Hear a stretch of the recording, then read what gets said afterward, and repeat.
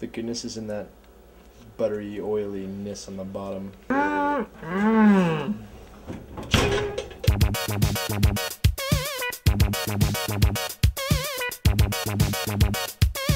So we're avoiding the cabin fever by bringing you guys a video, hopefully helping you avoid the cabin fever as well. We can just start with the RAMweb, because that is what the column was about, and we actually didn't mention a lot of features. It's actually really cool stuff. This is your outrageous tuition at work here. We get this information from the University Technology Fee Advisory Board. And every week or two, we have people from around the university that run technology stuff come to the board, and they present about something. They usually ask for some money. Sometimes FAB decides to fund it, and sometimes they're like, no, that's not a good use of money, and they say no. And they actually do a pretty good job. They're all students, but they're all students who, you know, like to invest a lot of their time in technology. And we have here a presentation that was given to us this week from Student Information Systems, which is covers RAMweb. There's a dude from the registrar's office that runs RAMweb talking about some features.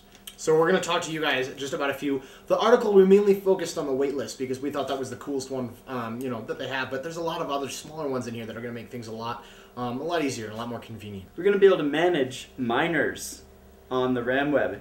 So on RAMweb currently you can change your major, but you have to send paperwork in, like physical paper, through the registrar's office. It's ridiculous. To get a minor or change a minor right now. And so they're trying to eliminate the whole paper trail there. So that's good for you. They're even looking at a system where you make paperwork, you take it in, they photocopy it, gets added to their computer system, they hand you your original back, boom, no more paper trail. They're also looking to help to get your parents on RAMweb if you so choose. They're looking at either setting up a sister site or giving them access to the actual RAMweb to see things like grades, or changing their own address, which is something that can't be done right now, your parents' address. If you didn't know, CSU has a directory online, and they also publish this in a print form that has every student's email address and phone number. So pretty much anyone can look up your phone number that you gave the university when you were a freshman. Now they're looking at adding the functionality to be able to hide your information through RAMweb. They're looking to make it more accessible for mobile devices.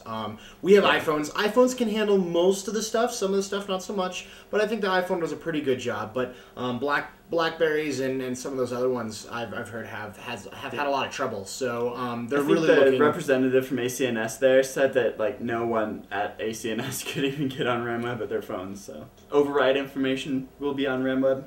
You'll be able to see if you have an override for something, like physically, instead of it just being there invisibly. That probably makes it easier to see. So this is our snow cone from our cups that we left outside.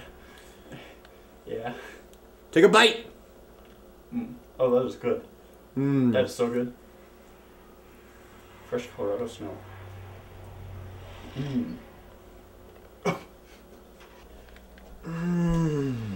Google is making some waves. They just released for the Android 2.0 devices a GPS navigation application. Now, they have a Google Maps on the iPhone and on all the Android devices, and you can use the GPS to find out where you are on a map, satellite view, street view. You can even give yourself directions, but their new app builds on top of that and is a full, gives you the full functionality of a GPS device on your phone. Now, that's been in existence on cell phones for a while, but the thing is they always cost money.